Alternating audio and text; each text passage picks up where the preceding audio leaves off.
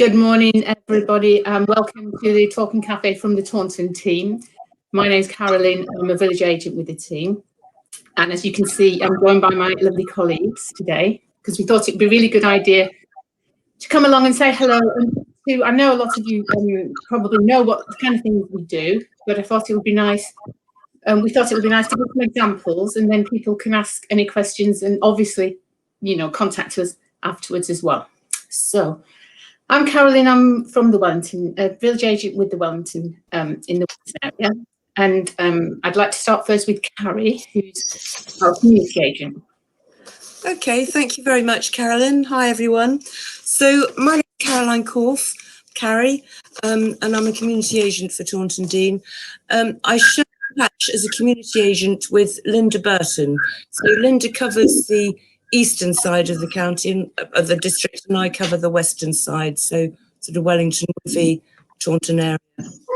And as a community agent, we provide a very similar service to what the other village agents, i.e. supporting vulnerable people in the community to stabilise and maintain and really sustain independence at home and in the community. The only difference really is that as a community agent, we take out all our referrals from adult social care. So all our referrals come through occupational therapists, the social workers, adult social care practitioners, as well as the community mental health team now. We've started to take on a lot more referrals from that area. And we sit on their peer forums and share their discussions about the care that people are receiving. So yeah, some of our clients require a light touch, sort of maybe it's around their benefits, attendance allowance requests, and sorting out a micro provider. Some are more complex, dealing with more services. But perhaps we'll come on to a bit of that a bit later, Carolyn. Yeah, so, excellent. Well, thank you, Carolyn. Here today, unfortunately, but she'll say hi, and yeah, we were glad to help you. Okay. Absolutely. Thank you, Carrie. Jane, could I just ask you to mute your microphone there? That's okay, because we're just kind of having a couple on at a time. Otherwise, it all gets a bit distorted. That's lovely. Thank you. Thanks, Carrie. That's brilliant. And yeah, Linda, of course, is the other community agent. And yeah, she's on here quite often too. Yeah, as a couple of the other village agents can't make it. Elaine and Sarah, particularly. Okay, Kat. Hope you, Kat. I don't know if Kat is actually, she has trouble with her signal. So Kat, unfortunately, has just disappeared, and I'm sure she'll be back when she can. So we'll move on for now to Chrissy, if that's okay, Chrissy. Thank you. That's fine. Good morning, everyone. My name's Chrissy Brewer. I'm a village agent with Taunton Central Primary Care Network. And what that means is I cover 5 GP surgeries within Taunton, along with a couple of my colleagues. The 5 GP surgeries that we cover are, they start at Bishop's Lydeard, so that's Contoc Vale. We cover French Weir surgery, College Way, St James, and we go through to Crown surgery. We do split that down. So the 2 surgeries that I mostly look after are Contoc Vale in Bishop's Lydeard and French Weir, which is the biggest of the 2 surgeries. And I get the vast majority of my referrals through French Weir surgery. I can also get referrals. Anybody can refer to a village agent. So if you've got an issue, you can just ring up Community Council for Somerset on the number that hopefully somebody will share, and say that you have an issue, or maybe your partner or your wife or whatever needs some help. And as long as you have consent, then you can pass on the details and we can help you with whatever you need some help with. We deal with a variety of issues, from food, getting food out to people, to helping with benefits, to sort of like more complex needs, including housing, debt, and even through to helping like with eviction and the really sort of like sad cases. I know that Carolyn wants us to talk about a case study, and is that now, Carolyn? Do you want me to talk about if we just go through it? Sorry, Chrissy. No, that's brilliant. Thank you. Yeah, if we just go through introductions first, okay. That would, yeah, the number's just gone up, which we will come back to again at the end. in 01823 331 222. And people can also request a callback online on our website, which is ccslovesomerset.org. And it's brief details we need, and it's all confidential. And we will make a call back to either the person referring or the people, the person or individuals or couple or families that are being asked for support. Always, as Chrissy said, always with the person's consent. Thank you, Chrissy. That's brilliant. Kat, I'm so glad you're back. Can you hear us, Kat? Hello. Yes, just about. Yeah, sorry about that. No, not at all. You just hi everybody. Explain where you. Yeah, sorry, Kat. Yeah.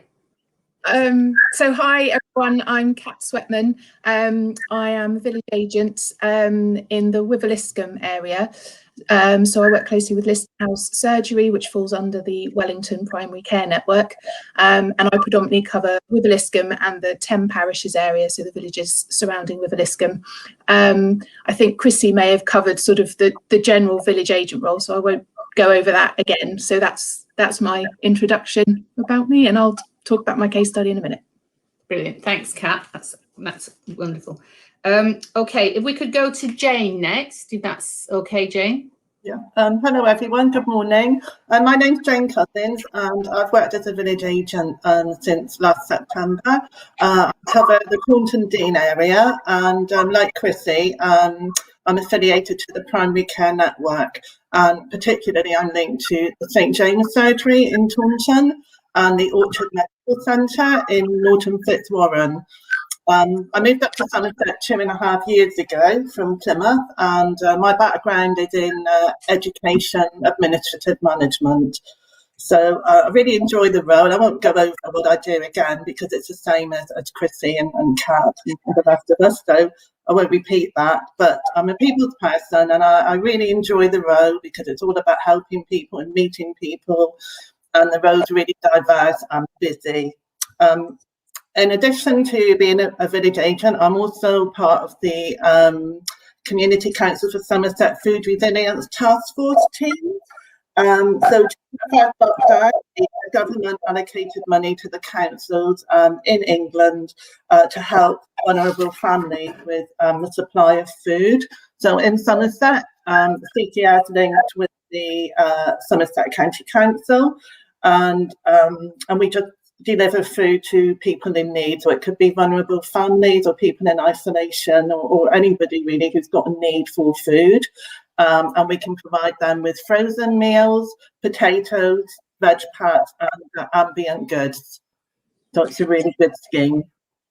Brilliant. Thank you very much, Jane. And you're quite right in terms of the roles, but it's really great too to know who's linked up in which areas as well, with the surgeries as well, and the fact that you're involved in the Food Resilience Task Force, which do a fantastic job. Thank you. Okay, we could go and move to Ruby next, please, if that's all right, Ruby. Hi, I'm Ruby. You might have seen me on the other talking cafes on various weeks. So I'm a village agent. I joined in September with Debbie and Jane. I cover the Tone Valley PCN, so I go all the way to North Curry, Creech St Michael, Warwick House, Lingford Park, and the two Taunton Bell surgeries, Blackbrook and Victoria Park. I really enjoy this role. It's amazing. The variety is great. I meet some fantastic people, and the stuff we do is just amazing. I joining in September, going into a lockdown, I missed the face-to-face community involvement, which I'm really excited about doing in the future. But for now, I'm happy behind the scenes on the phone. Brilliant. Yeah, you're not behind the scenes, Ruby. Definitely not. We're all out and about as we need to be, and as we can be safely, of course. When we, with things we need to do still within a safe environment, of course. Brilliant. Thank you, Ruby. Okay, we go to Debbie next. If that's all right, Debbie. Hello. Hi, good morning. Hi, I'm Debbie. Some of you may have seen me on here previously. I work covering Taunton Dean. I'm associated with Lingford Park Surgery, and I also cover Wellington. So I cover Luton and Wellington Medical Centre. I have a bit of a split role because I cover the two areas, and also I support our Macmillan agent and do some work with her. So I echo the thoughts of what everyone said here. It's a fantastic role, and like Ruby and Jane said, I only started in September, so I still feel relatively new, still learning every day, but enjoying every minute of it. Brilliant. Thanks, Debbie. And finally, last but not least, Mickey. Hi. Good morning, everybody. My name is Mickey. I'm the newest village agent. I only started last month in beginning of January, so right in the middle of lockdown. I'm going to be covering the Wellington area. So 4 weeks into my role, and I've been out and about already, really enjoying it. I moved down recently from Bedfordshire just before Christmas, and I come from a police background, so supporting vulnerable people, safeguarding them. So I'm really going to enjoy getting to grips and helping out people and seeing the other side of people's problems and hopefully coming up with solutions for them. So yeah, I'm really looking forward to working with you, great team. Brilliant, thanks, Mickey. That's brilliant. Yeah, and just to return to that briefly, I work part-time in the Wellington area, so I'm linked to Luton Surgery and the Wellington Medical Centre, and then we link up sometimes. Kat is in working in the with Liscombe, Lister House, and we all help each other out, of course. And Mickey is in Wellington full time, and Debbie has that multifaceted role, don't you, Debbie? Where so you're in Wellington, she's brilliant as well. So that's just to kind of give a bit more of an idea. So it's great that Wellington is really well supported as well as Taunton now as well. Lovely. Okay, so we will move on to some examples and case studies just to be able to illustrate a little bit more what we, some real cases of obviously anonymised of what we have been able to support with, and it's been our privilege to support people with, especially times, but any time. And Carrie, if you'd like to go first, that'd be lovely. Sure, yes. Well, I'd like to sort of carry on from what people were saying about the variety of the role. I mean, I'll certainly move on to sort of touching on a particular case. But I just sort of mention sort of some of the agencies that we work with. Sorry, the light's a bit odd. Before I sort of move on to a particular person, because at the moment, of course, we're all focused on very much the individual, supporting them with financial issues or helping support around their housing or their debt.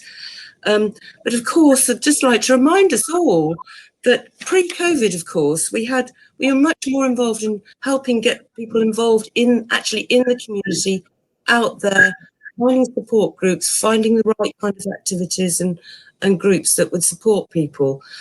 So I sort of thought, God, it's so long since we've been able to do that.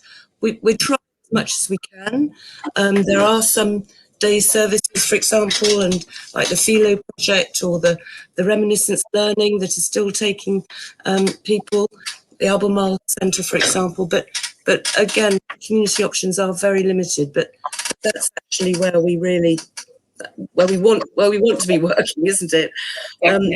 You guys do a great job linking into those community groups on the ground, and we've been really, really lucky to be working. Well, volunteer community support groups that have arisen during coronavirus, haven't we? And that's been carried. So again, we really value those people, those agencies. Coming on to one of my cases, really, this was a very sad case. He's a very young man. I'll call him Joe for now. It's not his real name. He is 25 now. He was 24 when he was referred to me, but he experienced a really traumatic car accident in 2019, and he's been paralysed. He's now paraplegic, so he's in a wheelchair. And essentially, it was so life-changing for him. All the support networks he had fell away, and I basically was supported him to make the transition from the hospital to a new place. He eventually did get an accessible property right at the beginning of lockdown, so that was absolutely filthy because they had the housing association hadn't managed to get in to clean it. So I just got a volunteer gang together and we cleaned it, we painted it, got some free paint from the local builders and the local decorating centre, which was brilliant. And we all got stuck in so that it was actually habitable for when he moved in to start off with. We then helped him get flooring through some grant applications and helped him transport the rest of his belongings in. And of course, then the usual move detail, which is the utility bills, the electric, all those kind of things, as well as supporting him get his council tax benefits and his benefits and council tax support.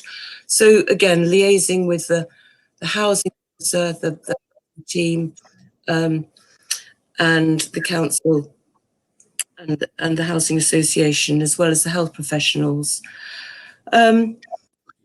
So we also liaised with the adult social care about his care, because that was very patchy in the beginning. And, he needed a lot of support because it was a very difficult transition for him to make. And he found it very difficult emotionally. So a lot of actual just emotional support and, just helping him keep going, frankly. And it's really been around sort of just support around patient transport to appointments, trying to keep it up. One of the volunteers who helped paint his flat came and basically played guitar with him, which was just really, really good. So to help him try and, get a bit of interest back in his music. Wow. So a year on, he's been stabilised. It's not been easy at all. It's not been an easy journey, but I think he's getting to a point where he's accepting it. And, we just want lockdown to be over now, like everybody does, just so that we can actually help him engage perhaps back with his family a bit more. Yeah. And actually have some more friends, because that's now what he needs. But that's something that we get involved with. Yeah. Brilliant. Carrie, I couldn't agree more. Yeah. And we all echoed it, as everybody does. Can't wait to get out there again. And that's one of the great things that we can help with so much, isn't it? To link people up into the community, into social activities, things that they're interested in, meeting people. The isolation's been and the mental health, everything, that's come from that has been the biggest thing probably for everybody, including us, hasn't it? And it'll be wonderful to be able to get out there again. Yeah. Thanks very much, Carrie. Reminiscence Learning is online. They have had to move online just now, just for the time being. Hopefully not for too long. But that's great. Thank you very much, Carrie. Okay, Kat, we've got you back, which is lovely. We'll see how long it lasts. Don't worry, it's fine. We'll keep an eye on letting you back in. So I shall quickly tell you about my case study before my rural broadband lets me down again. So example I've been working with a gentleman who was made redundant a few months ago, in his early 60s, had always worked, and needed help applying for benefits. So he's not computer literate, didn't have any access to anything online or sort of online support. So really didn't know where to start and was feeling quite anxious about it all. So I was able to provide him with the relevant information that he needed. I was able to signpost him to Citizens Advice Bureau, their universal credit helpline, and they were able to do a full benefits check, and they were able to advise about things like council tax relief. So lots of information for him there. So I was able to put him in touch with them. He also needed help setting up a bank account, and he'd had various bits of ID, but it wasn't the right ID. So I was able to establish and confirm what ID he needed. And then there were certain documents he didn't have. So I was able to give him the relevant phone numbers to get things like proof of national insurance number, that sort of thing. So it was really, it was all stuff that was accessible, but he didn't know how to start or where to find this information or where to find the phone numbers. So I was able to equip him with all that information. And actually, he was able to make the phone calls himself. It was just a case of him really not knowing where to start. So yeah, we got all that sorted. We got it all set up. and everything was going swimmingly. And then unfortunately had a bit of an accident and ended up with a broken limb, which massively affected his mobility.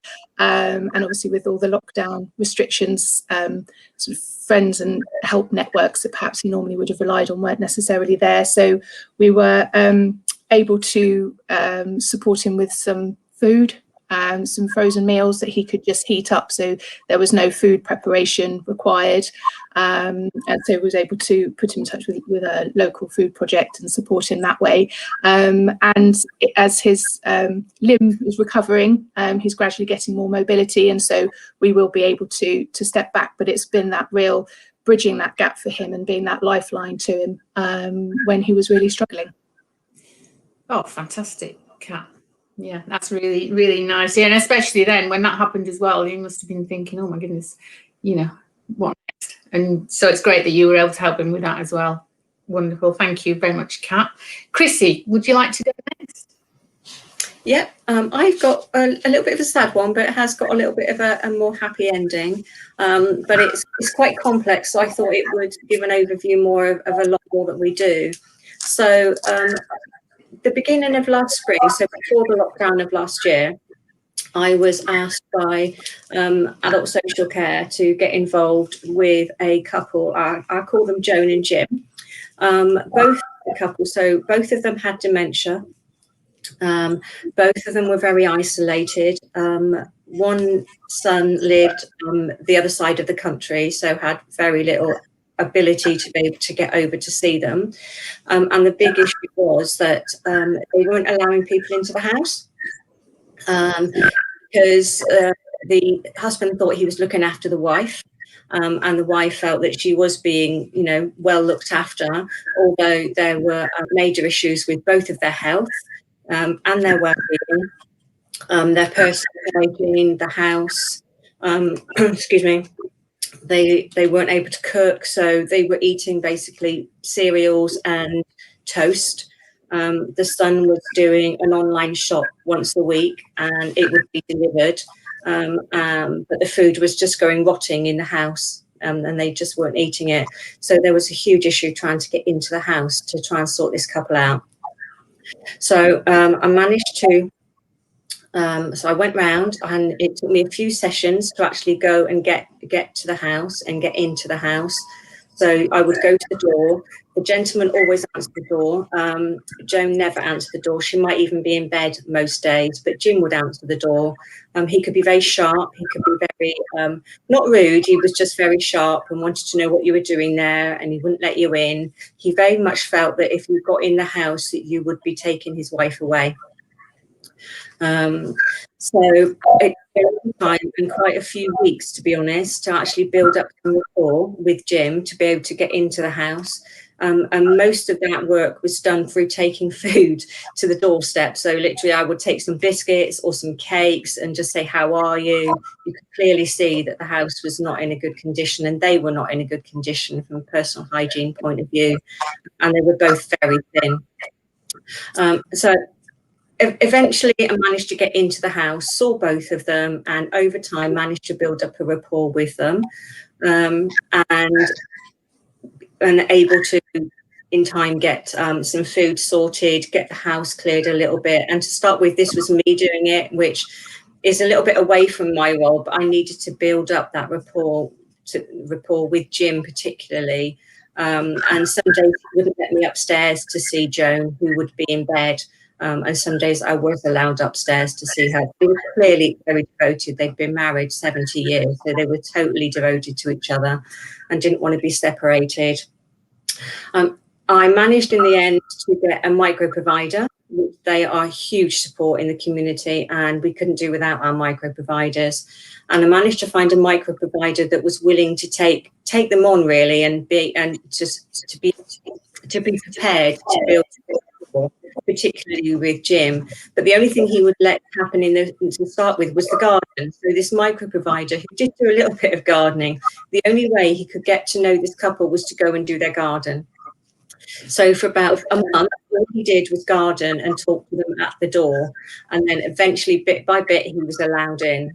And over time, again, that has built up to he would go in and he'd make some sandwiches, or he might cook them a little bit of lunch, which was very difficult given the circumstances and the cooker not working. Cutting a long story short, the lady didn't do very well at all. Joan did go downhill. It was very difficult to get access to healthcare because sometimes he would even turn the GPs away. But I did in the end I did 3 safeguarding reports and had to call the ambulance in. And under that, they took Joan away about October of last year, September, October of last year, and then she had to be admitted to hospital. And sadly, after 6 weeks, she didn't recover. She was just so ill for years of, clearly years of not eating and poor health, and she sadly passed away. But the good part is, following that, is that the microprovider was still going in to see Jim. He goes in every day. We've now got hearty meals going in every day, including 7 days a week. So Jim now has a hot meal every single day. And he has a microprovider going in every single day. So, and the house is now tidy. Jim is now in clean clothes. So it's been a very, very long process, and it shows it's very easy to think that we go in and we do benefits and we sort them out, but some things are much longer and you have to keep it going. So Jim is still there. He's okay, clearly Mrs. Joan very much, but it's nice to see that he is he's now socializing a little bit, and he's so well cared for now, and with his hot meals, and even getting baths and that now. But it's taken a long process, and unfortunately Joan did pass away along that route. Yeah. Oh, but what you were able to help them both with, Chrissy, is just wonderful, isn't it? And obviously still with Jim. Mm-hmm. And the fact, the micro provider is still there, and the hearty homemade meals is a great service, isn't it? Absolutely. It deliver they do deliver hot meals on a porcelain plate, in the package even. And they deliver every lunchtime. And they're based in Tiverton, but they definitely cover Wellington, and they cover the central parts of Taunton. Yeah. And they've got really good, varied menu, and it's somebody actually having that contact as well. Sometimes. That's right. Somebody say hello to again, isn't it? Definitely, and it's really reasonable. I think it was £6.50 for a hot meal, and then a couple of pounds for a pudding, and they do sandwiches. Well, they'll deliver for somebody's tea later, so that, sandwiches, cakes, that kind of thing. And if people have those meals regularly, they will also deliver at the weekend. So they can roast as well, delivered to them, which is just great. But that's brilliant, Chrissy. Thanks very much for that. Jane, would you like to go next? Yeah, certainly. I'd like to talk about a client of mine who is a young homeless person. She was living at YMCA, and she was allocated a council flat in Taunton. But she didn't have any furniture. The only thing she had was a bed. So she asked if I could help her with sourcing some things for her new flat, which I did. So I made a referral to the Citizens Advice Bureau.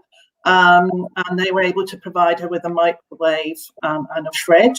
And also they talked to her about finances and made sure that she was getting all the right benefits, and that she was claiming everything she was entitled to.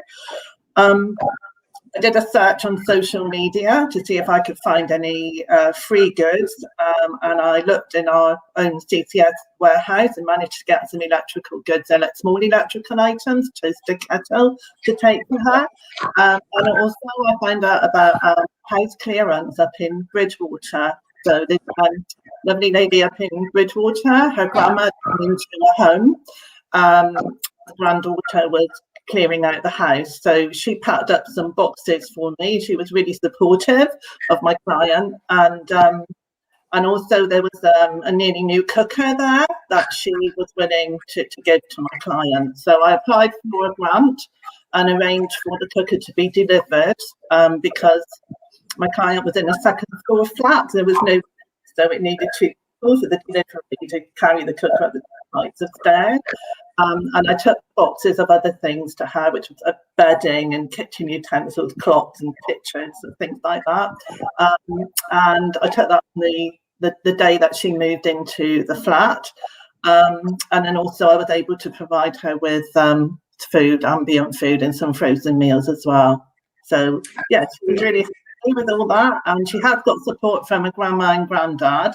So I think she feels that she's okay for the moment, but you know, she knows that we're always here for her, and she can contact us again if she needs us. Brilliant, and that's really lovely for people to know that it's never goodbye. It's always hopefully hopefully somebody's fine, they've got what they need, but we're always there too for them, for anybody's contact us as well anytime. And that that overall support you've given is wonderful, as with the other case studies. So thanks, Jane, that's brilliant. Ruby, would you like to go next? Hello, Ruby. Hello. So yes, I forgot to mention earlier, Sarah Hill is a new Taunton village agent. She has joined the Tone Valley PCNs with me full time as well. So she couldn't be here today, but she does send her hellos.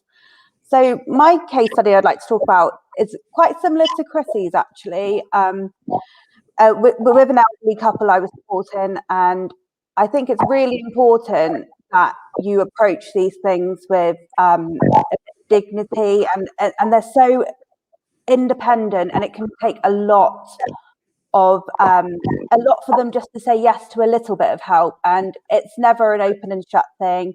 And like Chrissy said, you work hard to build those really small steps to get trust in. So this couple lived very rurally, so they didn't really have a lot of access, and there wasn't really a lot in the local area to offer either, but they loved their home. They lived there for 50 years. This is where they wanted to stay.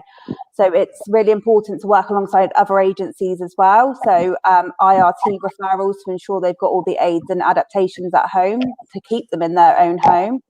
Offering them support, making them aware of what services are out there, so they're aware of it to begin with as just an option, and then as time goes on, gaining trust. I've also accessed meals for this couple.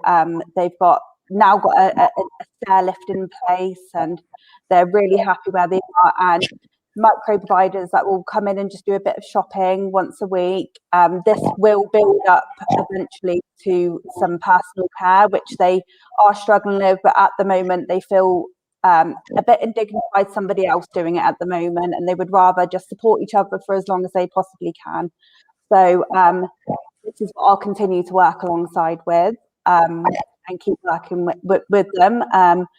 And we do a lot really with working with other people, and there's so many things out there that I feel like people might not be aware of. So even if you just come to us and just put an inquiry in about your parents, your grandparents, or yourself, there's so many options that help people stay independent that we can assist with. So I'll keep working alongside this lovely couple, and hopefully they will be in their lovely home for many years to come. Brilliant. Thank you, Ruby, for that. And yeah, you're so right. It's about people maintaining their dignity, isn't it? Absolutely. And accepting in the first place any form of support can be quite a barrier to overcome, can't it? And as you said, how is the awareness of what there's so much out there, and it's just being able to pass that on, and for people then to be able to decide what they might want. Yeah, wonderful. Thanks, Ruby. Debbie, would you like to come back now? I will. I just would like to echo a lot of what all the other agents have said, and I think my case study sort of demonstrates how not only do we work and liaise with other agencies, but we actually work and liaise really well together as a team, and not just this team, just not Taunton. We have lots of other agents in lots of other areas. So my case study is for a terminally ill gentleman. He's not very old. He used to be homeless. He's now in housing. When he moved into property, he didn't have anything. So I've worked really closely with his social worker and his wellbeing officer from the advisor from the surgery. And between us, we've sort of worked out who was doing what and what he needed, and I've managed to secure grants. So he's got a brand new washing machine and a fridge freezer. His main thing that he wanted on top of his wish list was a mobility scooter. And, you know, mobility scooters are really expensive to buy and they're quite hard to get hold of. But keeping in contact with the other agents in other areas, one of my lovely colleagues who is out in the community heard within her community that there was a very nice member of the public that wanted to donate a mobility scooter. Did anybody need a mobility scooter? She then fed that back to us. I was then able to say, yes, please. And the long and short of it was, the gentleman got his mobility scooter and I was there when it was delivered and he was chuffed to bits. But it just demonstrates how well we all work together. You know, we all work together. So, it's a fantastic role. And I echo what Ruby said as well. Sometimes it's very little steps. It's the smallest thing. The smallest thing in perhaps our eyes is a huge problem for other people. And if you can solve that, then that makes such a difference to, to their lives and their well-being. So well done, ladies. We're doing a brilliant job. Oh, thanks, Debbie. What a wonderful example again. I bet you had the odd tissue tucked away somewhere when he picked up his mobility. Sorry, not. Oh yeah, I'll bet.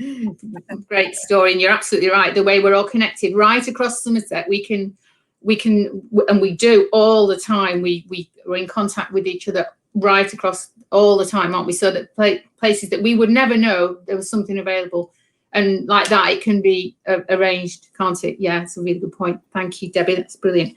Mickey, you'd like to come back on? I know obviously you're very new to the role, and if you want to just give a little bit of a flavour of what you anything else you might like to say. Well, I mean, I have obviously only been doing this for 3 or 4 weeks, but I've picked up some of my own cases already. One of the first ladies that I spoke to was very elderly, but very independent, fiercely independent, was adamant that she didn't really need any help, but was I think it was a bit of a cry for help during isolation. She was just missing her social groups and meeting with people. So I organised somebody to call her about a laptop. So she got some help with that. She's been sending me emails, which she couldn't do before. So she sent me one this morning saying my first email. So that's a bonus. I've put her in contact online with the virtual village hall, which she's really enjoying. Debbie suggested some Scrabble websites, which she's been using.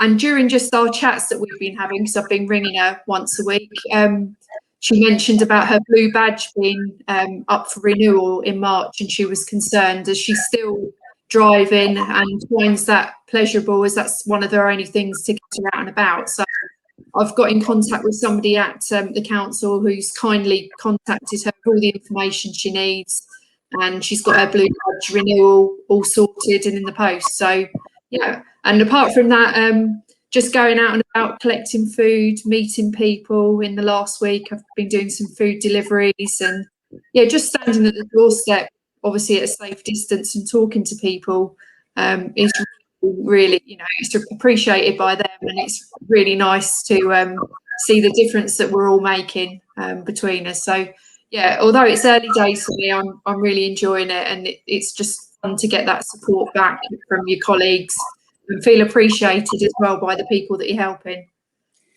Brilliant. Oh, that's fantastic, Mickey. Talk about hitting the ground running. You're there already, which is absolutely great, isn't it? Thanks, Mickey. That's lovely.